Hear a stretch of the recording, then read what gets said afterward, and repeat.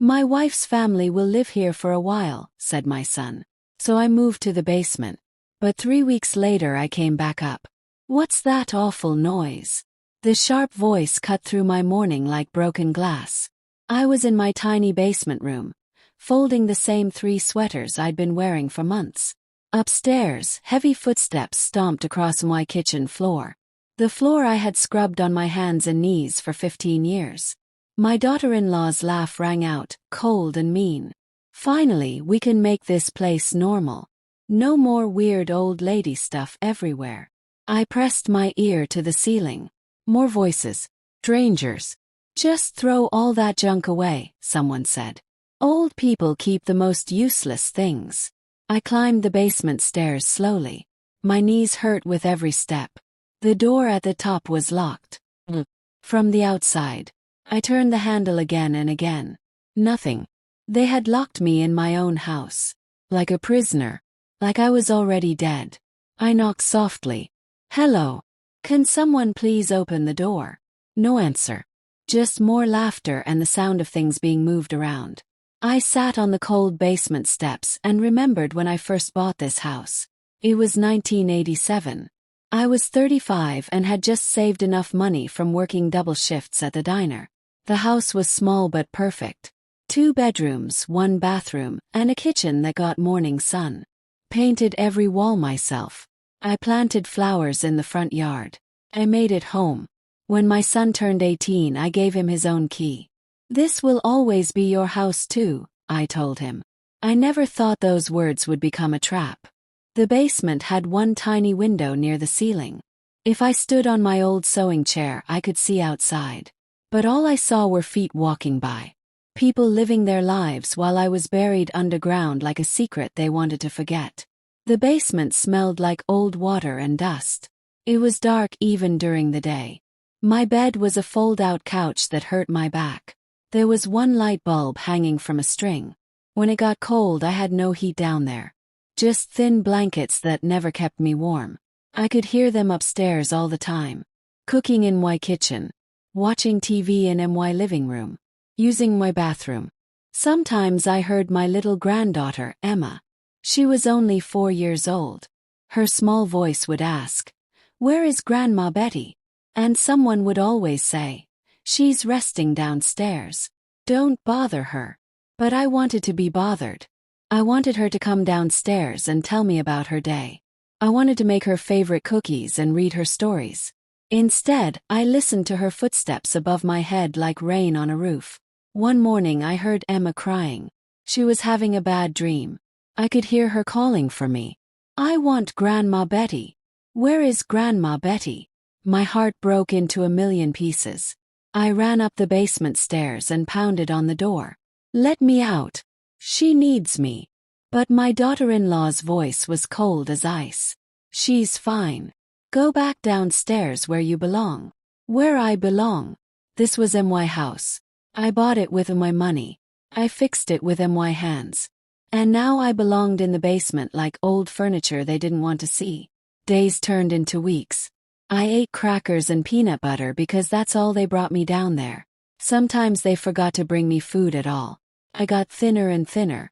My clothes hung on me like empty sacks. I looked in the small mirror and saw a ghost of myself. My eyes had lost their light. My smile had disappeared. I was becoming invisible even to myself. But late at night, when the house was quiet, I made a plan. A plan that would remind them all who really owned this house. I had kept one thing they didn't know about. Hidden under my basement bed was a metal box. Inside were all my important papers. The deed to my house. Bank statements showing I paid for everything. Insurance papers. Tax records. And most important of all, a letter from a lawyer.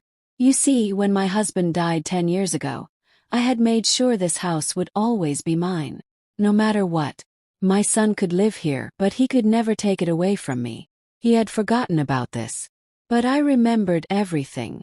Every night I wrote in a small notebook. I wrote down every mean thing they said. Every day they locked me in the basement. Every meal they forgot to bring me. Every time they made me feel like garbage in my own home. I wrote it all down. Because I knew someday these words would be important. Someday someone would need to hear my story. And when that day came, I would be ready. I was not just a sad old lady anymore. I was building a case. A case that would change everything. One rainy Thursday morning, I heard something that made my blood turn to ice. My son was on the phone upstairs. His voice carried down through the thin floor.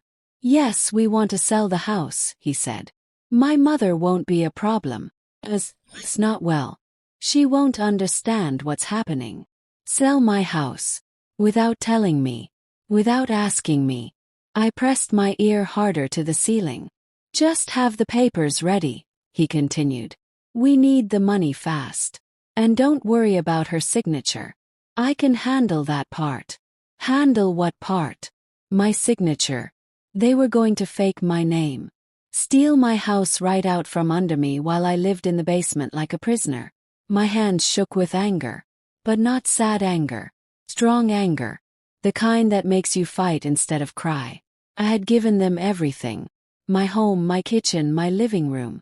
I had even given up my bedroom and moved to this horrible basement. But they wanted more. They wanted to erase me completely. Well, I had news for them. That night, I climbed onto my sewing chair and pushed open the tiny basement window. I was small enough to squeeze through. It hurt, and I scraped my arms, but I got out. For the first time in 2 months, I breathed fresh air. I felt rain on my face. I was free. I walked 6 blocks in my pajamas and slippers to the only pay phone that still worked in our neighborhood. With shaking fingers, I dialed the number from the business card in my metal box. "Hello," a kind voice answered. "Miller and Associates Law Office." "This is Betty Morrison," I whispered. "I think my family is trying to steal my house." The lawyer, Mrs. Miller, met me at an all-night diner. She was younger than my son but talked to me like I mattered. Like I was a real person instead of a problem to solve. I showed her all my papers. The deed with my name on it. The bank records showing I paid for everything. My notebook full of dates and cruel words. Her eyes got angry as she read. "Mrs. Morrison," she said, "what they're doing is called elder abuse. And it's against the law. We made a plan. Good plan. Mrs. Miller would file papers with the court saying I was being abused and my house was being stolen. She would ask a judge to remove my son and his family from my house immediately. But where will I live while we wait? Yes. She smiled. You'll live in your own house, of course. We're going to get you an emergency protection order. They'll have to leave, not you. For the first time in months, I felt hope growing in my chest like a warm flower. Mrs. Miller drove me home in her car. It was still dark outside. The house looked different from the street. Smaller. Quieter. Like it was tired of holding so many secrets. We sat in the car and waited for the police to arrive. "Are you ready for this, Mrs. Morrison?" she asked. I looked at my house, and thought about little Emma upstairs, probably sleeping in what used to be my bedroom. I thought about all the years I had been quiet and polite and grateful. All the years I had made myself smaller so other people could be bigger. "I'm ready," I said. And I meant it. The police car pulled up with no sirens, no loud noises. Just quiet authority. 2 officers got out. One was a woman about my age with kind eyes. The other was a young man who reminded me of my son when he was nice. They walked with us to the front door. Mrs. Miller knocked. Took a long time, but finally my son opened it. His hair was messy from sleep. His eyes got wide when he saw the police. "Mom," he said. "What's going on?" The lady police officer spoke in a calm, strong voice. "Sir, we have a court order. You and your family need to pack your things and leave this house immediately." My son's face went white as paper. "Leave. This is our house." Mrs. Miller stepped forward and showed him the papers. "Actually, it belongs to your mother. Always has. And you've been keeping her locked in the basement against her will. That's called false imprisonment." My daughter-in-law appeared behind him in her robe, holding baby clothes. "This is crazy," she screamed. "You can't just throw us out. We have nowhere to go." The young police officer looked at her calmly. Ma'am, you've been living here illegally. The homeowner has the right to ask you to leave. Homeowner? Me. I was the homeowner, not them.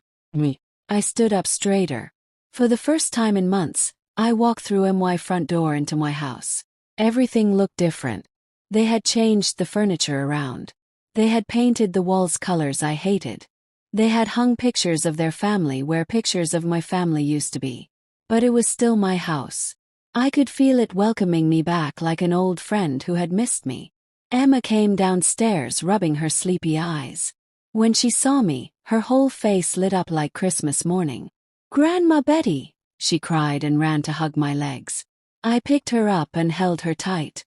She smelled like baby shampoo and dreams. "I missed you so much," I whispered into her soft hair.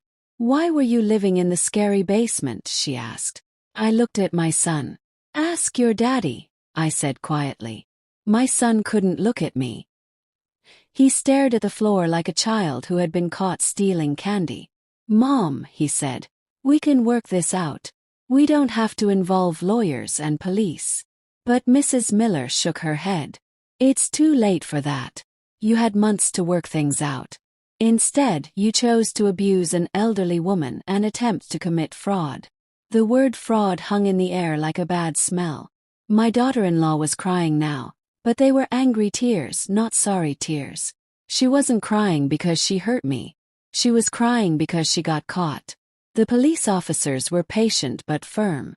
"You have 2 hours to pack essential items. Everything else can be collected later with proper notice."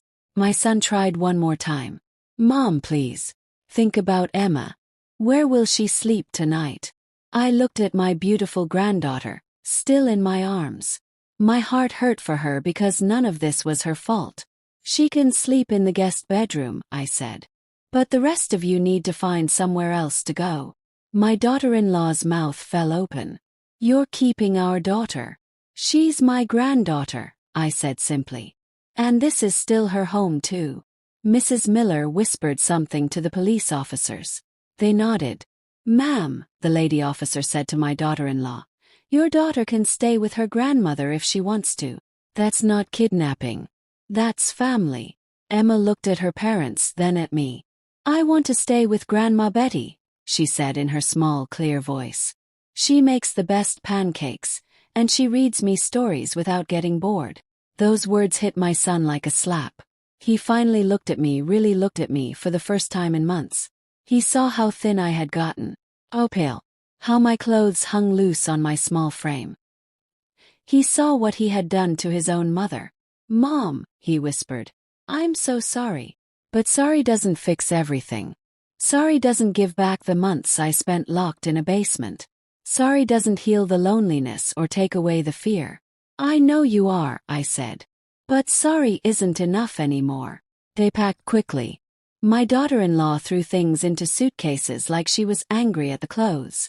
My son moved slowly, like an old man carrying heavy stones. Emma helped me make pancakes while they packed. She stood on a chair next to me at the stove, carefully flipping the small ones I made just for her. "Grandma Betty," she said, "why were Mommy and Daddy so mean to you?" I thought about how to explain grown-up meanness to a 4-year-old. "Sometimes people forget how to be kind," I said. "But we can still choose to be good." When they were ready to leave, my son stood in the doorway with his suitcases. Emma ran to hug him goodbye. "Don't worry, Daddy," she said. "I'll take good care of Grandma Betty." He picked her up and held her tight. I could see he was trying not to cry. "You be good for Grandma," he whispered. "I will," Emma promised. Then he put her down and looked at me one last time. "I love you, Mom," he said. "I know," I replied. But love without respect is just empty words. After they left, the house felt bigger, quieter, but not lonely. Emma and I spent the rest of the morning putting things back the way they belonged. We hung my family pictures back on the walls. We moved the furniture to where it was supposed to be. We opened all the windows to let fresh air chase away the sadness that had been trapped inside. "This feels better," Emma said, looking around the living room. "It feels like home again." And she was right. It did feel like home. My home. That afternoon, Mrs. Miller came by to check on us. She brought coloring books for Emma and tea for me. Real tea, not the cheap bags I'd been drinking in the basement. We sat at my kitchen table while Emma colored pictures of flowers and rainbows. "How are you feeling, Mrs. Morrison?" Mrs. Miller asked. Thought about it. Felt many things. Angry, relieved, free. But mostly I felt strong. "I feel like myself again," I said. "Like I remember who I am." Mrs. Miller smiled. "Would you like to press charges?" What they did was illegal. False imprisonment, attempted fraud, elder abuse. We could probably get them in serious trouble. I watched Emma coloring, her tongue poking out in concentration. "No," I said quietly. "They've lost their home and their dignity. That's punishment enough. Besides, I want to focus on moving forward, not looking back." Mrs. Miller nodded. "You're a good woman, Betty Morrison. Better than they deserved." That evening, Emma and I sat on the front porch watching the sun go down. She was curled up in my lap, warm and sleepy. "Grandma Betty," she said, "are you going to live upstairs now?" I laughed, the first real laugh I'd had in months. "Yes, sweetheart. I'm going to live upstairs in my own bedroom, in my own house." She nodded seriously. "Good. Basements are for storing Christmas decorations, not for grandmas." Out of the mouths of babes. She was absolutely right. Grandmas belonged upstairs in the light, where they could take care of little girls and make pancakes and tell stories. Over the next few weeks, Emma and I settled into a routine. I made her breakfast every morning, real breakfast, not just cereal from a box. I braided her hair and told her stories about when her daddy was little. She helped me plant new flowers in the front garden. We went to the library every Tuesday and the park every Thursday. Slowly I started to gain weight again. My cheeks got their color back. My eyes started to shine. I was coming back to life, like a plant that had been moved from a dark corner into the sunshine. My son called sometimes. Always when Emma was napping, like he was afraid to talk to me when she might hear. The conversations were awkward and short. He would ask how we were doing and tell me he was sorry over and over. I could hear the sadness in his voice. "Mom," he said one day, "I know I can't take back what I did. But is there any way? Any way we could try again?" I was quiet for a long time. "I don't know," I finally said. "Trust is like a broken mirror. Even if you glue it back together, you can still see the cracks." But Emma was a bridge between us. She talked about her daddy every day. She missed him. And despite everything, I knew he was a good father to her. Just not a good son to me. Maybe someday we could build something new from the pieces of what was broken. But it would take time. It would take him proving that he had learned from his mistakes. It would take him showing me respect, not just love. Love was easy to say. Respect was harder to show. 3 months later, I got a letter in the mail. It was from my daughter-in-law. She wanted to arrange visits with Emma. She said she had learned a lot about herself and was going to therapy. She said she was sorry for how she treated me. It was a nice letter, but words on paper are just words. I would need to see real change before I let her back into our lives. Emma deserved a mother who was kind, not just sorry. She deserved a mother who would teach her to respect her elders, not lock them in basements. I showed the letter to Mrs. Miller, who had become more friend than lawyer. "What do you think?" Yes. She read it carefully. "It sounds sincere," she said. "But sincerity and change are different things. If you decide to let them visit, I suggest supervised visits at first. And any sign of disrespect or manipulation, you cut it off immediately." He nodded. I had learned to trust my instincts. And my instincts told me to be careful, to protect Emma and myself from being hurt again. That night, I tucked Emma into bed in the room that used to be her parents'. She had picked out new curtains, purple with silver stars. "Grandma Betty," she said as I pulled the blankets up to her chin, "I love living with you. You make me feel safe." Those words filled my heart like warm honey. "I love having you here too, sweetheart. You make me feel young again." She giggled. "You're not old, Grandma. You're just experienced." I laughed. Where did she learn words like that? From TV probably. Kids today were so smart. 6 months passed. Emma started kindergarten, and I was the proudest grandmother at the school pickup line. She made friends easily because I had taught her to be kind to everyone. Her teacher said she was helpful and respectful. "She's a joy to have in class," Mrs. Patterson told me. "You're raising a wonderful little girl." Raising. Not babysitting.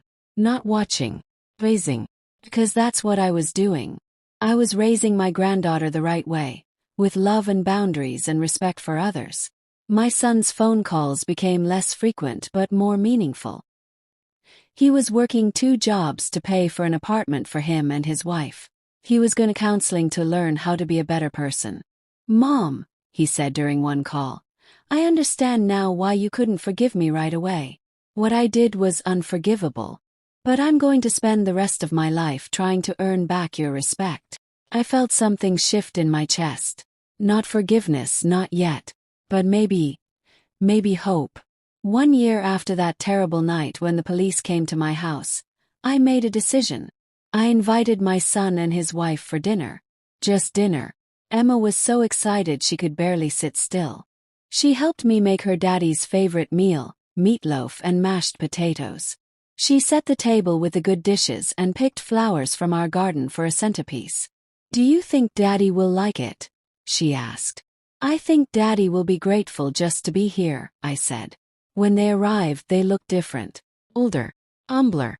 My daughter-in-law had dark circles under her eyes, and she'd lost weight. My son's hair was graying at the temples. Life had been hard on them this past year. But hard lessons teach better than easy ones. Emma ran to hug them both, and for a moment we were just a family again. But I kept my guard up. Trust would come slowly, if at all. During dinner we talked about safe things. Emma's school. The weather. My garden. Nobody mentioned the base. My son was quiet through most of the meal. Finally, he put down his fork and looked at me directly. "Mom, I failed you. I failed as a son, as a man, as a human being. I let my wife treat you like garbage, and I didn't stop it. I plotted to steal your house. I locked you in a basement and pretended it was temporary. I am ashamed of the person I became." His voice cracked.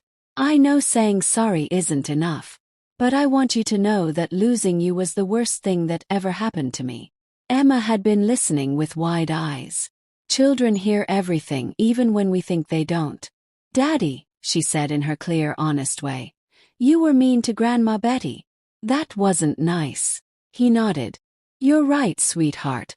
Daddy was very mean. And I'm trying to learn how to be nice again." She patted his hand. "Grandma Betty taught me that everyone makes mistakes. The important thing is to do better next time. Sometimes children are wiser than adults." After dinner we sat in the living room. Emma played with her toys while the grown-ups talked. "How can we move forward?" my son asked. "What do you need from us?" I had thought about this question for months. "I need respect," I said. "I need you to remember that I'm not just Emma's babysitter. I'm not just a convenient place to live. I'm a person with feelings and rights and dignity. I need you to ask before you make decisions that affect my life. And I need you to understand," I continued, "that this is MY house. If you ever live here again, it will be as my guests, not as owners. You will follow my rules, respect my space, and treat me like the homeowner I am." They both nodded. "We understand," my daughter-in-law said. "We're grateful for this second chance." I held up my hand. "This isn't a second chance. This is a first step. You'll have to earn your way back into my trust and my home." They left after Emma's bedtime, but not before promising to call every day and visit every week. Baby steps. That's how healing works. Not all at once, but little by little, day by day. As I tucked Emma in that night, she looked up at me with sleepy eyes. "Grandma Betty, are Mommy and Daddy going to live with us again?" I smoothed her hair. "Maybe someday if they show us they've really changed. But for now it's just you and me. Is that okay?" She nodded. "I like it being just us. We're a good team." And we were a good team. Over the next 6 months, My son and daughter-in-law proved themselves slowly but surely. They called when they said they would. They visited when they promised to. They brought groceries and helped with yard work without being asked. They treated me with respect and kindness. When they spoke to Emma about me, it was with love and admiration, not resentment. They were becoming the people I had always hoped they would be. Finally, 2 years after that terrible night, I made another decision. I invited them to move back home. Not because I had forgotten what they did. I would never forget. But because they had proven they had learned from it. Because Emma deserved to have her parents close by. And because forgiveness doesn't mean forgetting. It means choosing love over anger, hope over bitterness. The day they moved back in, we had a family meeting. We sat around the kitchen table. The same table where I used to eat crackers and peanut butter in the basement. These are the rules, I said firmly. This is my house. My name is on the deed, and it will stay that way. I make the final decisions about everything that happens here. You contribute to household expenses, but you don't get to change things without asking me first. They nodded. We understand, Mom, my son said. And we're grateful. Rule number 2, I continued. You treat me with respect at all times. No more mean comments about old lady smells or useless things. No more locking doors or making me feel unwelcome in my own home. If you can't be kind, you can leave. My daughter-in-law reached across the table and took my hand. Betty, I promise you will never feel unwelcome here again. This is your home first, and we are honored to share it with you. The third rule was the most important. Emma comes first. Always. She is the innocent one in all of this, and she deserves a loving, stable home with all of us in it. If you ever use her as a weapon against me, or teach her to disrespect her elders, you're out immediately. They both promised. She's the most important thing in the world to all of us, my son said. We would never hurt her. And I believed them. 'Cause people can change. It's rare, but it happens. And I had seen the change in them with my own eyes. Living together again wasn't easy at first. Old habits die hard. Sometimes my daughter-in-law would start to complain about something, then catch herself and apologize. Sometimes my son would make assumptions about household decisions, then remember he needed to ask me first. But we were all trying. We were all learning how to be a family the right way. Emma was the happiest of all. She had her parents back, but she also still had her special relationship with me. I was still the one who made her breakfast and braided her hair for school. I was still the one who read her bedtime stories and taught her how to plant flowers. But now her parents were there for dinner every night and weekend adventures and all the regular family stuff she had missed. One evening, about a month after they moved back in, I was washing dishes when my daughter-in-law came up beside me. Let me do that, Betty, she said. You cook dinner. I'll clean up. It was a small thing, but it meant everything. She was showing me respect and gratitude without being asked. Thank you, I said. She smiled. Thank you for giving us another chance. I know we didn't deserve it. Maybe they didn't deserve it, but Emma did. And sometimes that's reason enough. My son changed the most. He started asking for my opinion on things again. He would sit with me on the front porch in the evenings and tell me about his day. He helped me with the heavy gardening work without making me feel helpless. Most importantly, he looked me in the eyes when he talked to me. He saw me as a person again, not just an old woman taking up space. One night, as I was getting ready for bed, there was a soft knock on my bedroom door. It was my son, holding a cup of tea. I thought you might like this before bed, he said. It was peppermint tea, my favorite. He remembered. Can we talk for a minute? He asked. I patted the bed beside me, and he sat down like he used to when he was little and had a bad dream. Mom, he said quietly, I think about that year a lot. The year I locked you in the basement and treated you like garbage. I think about how lonely you. I sipped my tea and looked at my son. Really looked at him. He was 45 years old now, with gray in his hair and lines around his eyes. But in that moment, he looked like the little boy who used to crawl into my bed during thunderstorms. The past is the past, I said gently. What matters now is that you learned from it. That you're a better man today than you were then. He nodded. I am, Mom. I promise you I am. 3 years have passed since that conversation. Emma is 8 now, smart and funny and kind.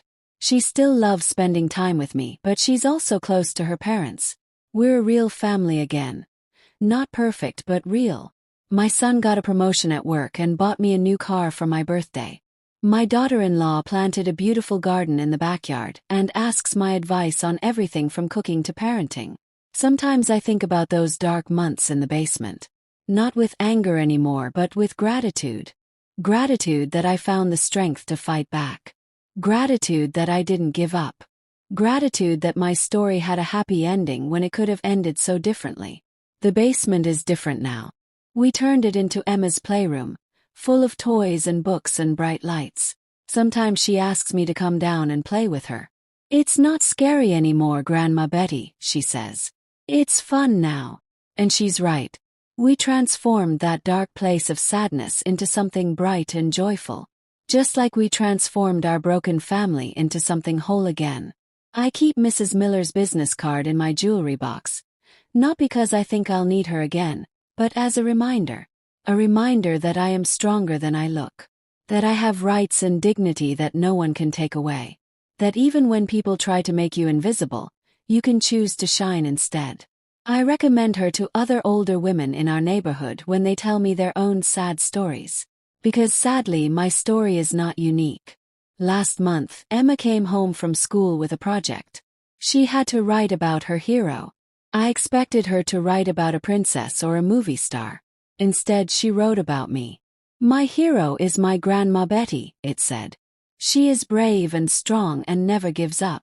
When people were mean to her, she didn't get mean back. She got smart. She showed them that old people aren't weak. They're wise. When she read it to me, my eyes filled with tears. Happy tears this time. Why did you write about me? I asked. She shrugged like it was obvious. Because you saved us, Grandma. You saved yourself and you saved our family. If you hadn't been brave, I might never have learned what real love looks like. Out of the mouths of babes. She was right. By standing up for myself, I had taught her to stand up too. My son framed that essay and hung it in his office at work. I want everyone to know how amazing my mother is, he told me. I want them to know that she raised a son who lost his way, but she never gave up on him. It's funny how life comes full circle. The son who once locked me in a basement now brags about me to his coworkers. The daughter-in-law who called me dead weight now asks for my recipes and my advice. I learned something important during those dark months. I learned that being old doesn't mean being powerless. I learned that being quiet doesn't mean being weak. I learned that being grateful doesn't mean accepting abuse. And most importantly, I learned that it's never too late to stand up for yourself. Whether you're 70 or 17, you have the right to be treated with respect and dignity. These days, I wake up every morning in my own bedroom, in my own house, surrounded by family who loves and respects me. I make breakfast for Emma and pack her lunch with little notes that make her smile. I tend my garden and call my friends and live my life the way I choose to live it. I am not just surviving anymore. I am thriving. Sometimes people ask me how I found the courage to fight back. How I knew what to do. The truth is, I didn't know. I was scared and confused and hurt. But I knew I couldn't live in that basement forever. I knew I deserved better. And sometimes knowing you deserve better is enough to help you find the strength to get it. If you're listening to this and you're in a situation like I was, if someone is making you feel small and worthless and invisible, please remember this. You are not too old to matter. You are not too weak to fight. You are not alone. There are people who will help you if you ask. There are laws that protect you. There are ways to get your power back. Don't let anyone convince you that you should be grateful for crumbs when you deserve the whole meal. Don't let anyone make you feel like a burden when you are a blessing. Don't let anyone steal your voice, your home, your dignity, or your peace. You work too hard and live too long to settle for being treated like trash. Emma is calling me now.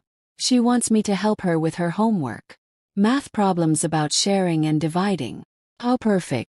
Because that's what families do. They share the good times and divide the hard times. They don't lock each other away or pretend each other don't exist. They face problems together and celebrate victories together. As I finish telling you my story, I want you to know that I'm not bitter. I'm not angry. I'm grateful. Grateful that I found my voice when I needed it most. Grateful that my family learned how to love me properly. Grateful that little Emma gets to grow up in a house full of respect and kindness instead of cruelty and neglect. My basement days are over. My silent days are over. My invisible days are over. I am Betty Morrison, homeowner, grandmother, and survivor. I am 73 years old, and I have never been stronger. I have never been happier. I have never been more sure of who I am and what I deserve.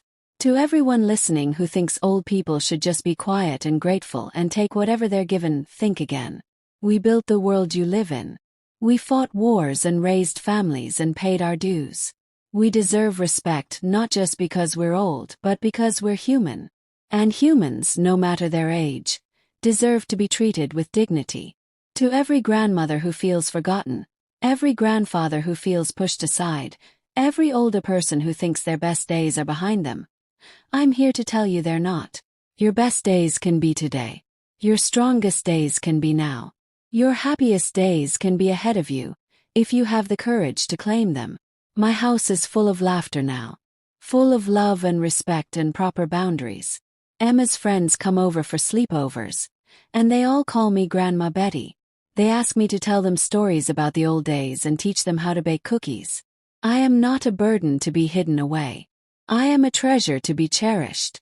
And every night when I lock on my front door and turn off my lights in my house, this is my story. This is my truth. This is my reminder to anyone who needs to hear it. You are never too old to stand up for yourself. You are never too weak to fight back.